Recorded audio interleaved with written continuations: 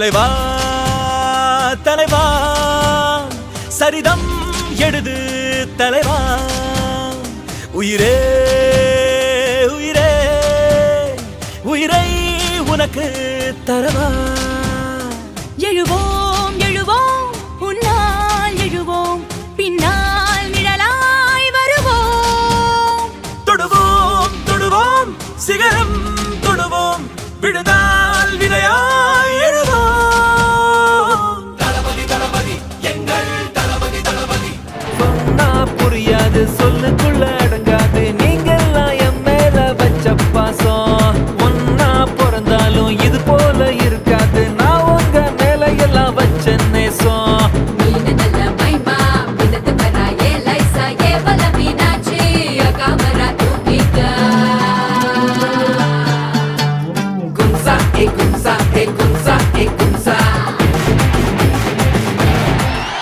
போருக்கு போறதுக்கு முன்னாடி போர்ல ஜெயிக்கிறதுக்காக குலதெய்வம் கோயிலுக்கு போய் சாமியை கும்பிட்டு தான் போருக்கு போவாங்களாம். அந்த மாதிரி அடுத்த வருஷம் நடக்க போற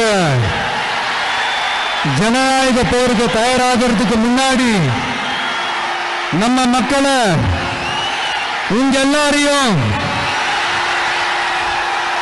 பார்த்துட்டு போலான்னு வந்திருக்கிறேன்.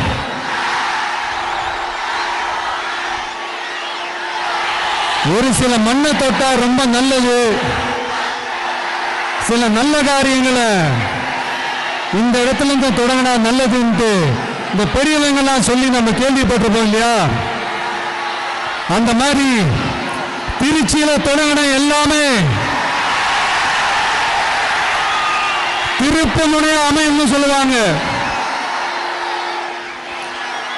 அதுக்கு நிறைய எக்ஸாம்பிள்ஸ் இருக்கு. லைக் அறிஞர் அண்ணா அவர்கள்